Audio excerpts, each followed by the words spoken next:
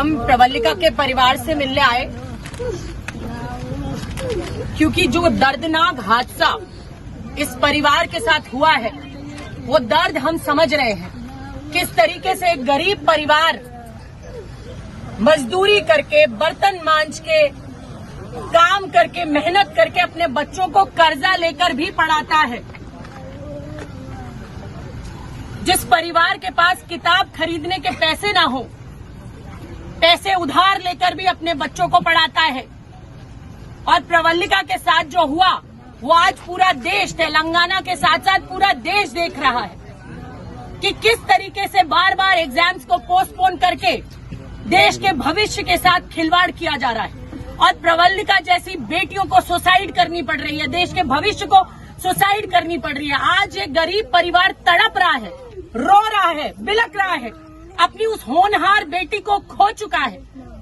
शायद ये दर्द कभी इनके दिल से न निकले, लेकिन इस दर्द में नमक छिड़कने का काम जिस तरीके से केसीआर सरकार की, बीआरएस की पुलिस ने किया है, प्रवल्लिका के चरित्र पर उंगली उठाकर, ये बेहद शर्मनाक है। हाउ डेयर दे, उनकी हिम्मत कैसे हुई एक बेटी के चरित्र पर उंगली उठाने की। वो बेटी, वो कहते हैं कि वो पढ़ाई और तैयारी नहीं कर रही थी। देखिए ग्रुप 2 की किताबें,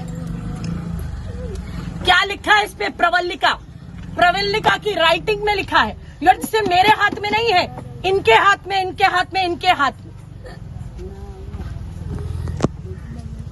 एक बेटी जो गांव से मेहनत करके कुछ बनने के लिए, अपने परिवार को पालने के लिए शहर में जा रही है, ये सरकार उनके चरित्र पर उंगली उठाती है, कहकर कि बॉयफ्रेंड की वजह से मौत हो गई। शर्म आनी चाहिए इस सरकार को। क्या देश की बेटियों की ये वक्त है? आज देश की बेटियां भविष्य संवार रही हैं, हवाई जहाज उड़ा रही हैं, बड़े बड़े प्रतिनिधित्व कर रही हैं, और ये देश की बेटियों को इन्होंने इस तरीके से समझा है।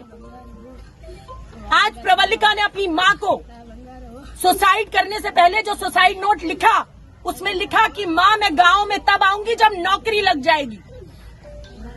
लेकिन बार बार जिस तरीके से परीक्षाएं रद्द हुई, उन बच्चों को मजबूर कर दिया गया आत्महत्या करने के लिए। और ना जाने कितने सारे बच्चे आज प्रवल्लिका की तरह जूझ रहे होंगे, दिमागी परेशानी से, डिप्रेशन से। ना जाने कितने बच्चों के दिल में यह आ रहा होगा इस भ्रष्ट सरकार की वजह से। मैं केसीआर से पूछना चाहती हूं कि कविता के कुत्ते की मौत होती है तो डॉक्टर, वेटरनरी डॉक्टर सस्पेंड होता है, लेकिन जब प्रवल्लिका के चरित्र पर उंगली उठाई जाती है, जिस पुलिस वाले ने उठाई वो सस्पेंड क्यों नहीं हुआ अभी तक? क्या प्रवल्लिका इस तेलंगाना की बेटी नहीं है? इस दुख की घड़ी में, इस परेशानी की घड़ी में हम प्रवल्लिका के परिवार के साथ है पूरी की पूरी कांग्रेस पार्टी। प्रियंका गांधी जी ने कहा है कि इस दर्द की घड़ी में हम प्रवल्लिका के परिवार के साथ है और जो मदद होगी हम लोग करेंगे। हम खड़े हैं, इस परिवार के साथ खड़े रहेंगे और इनकी लड़ाई लड़ते रहेंगे।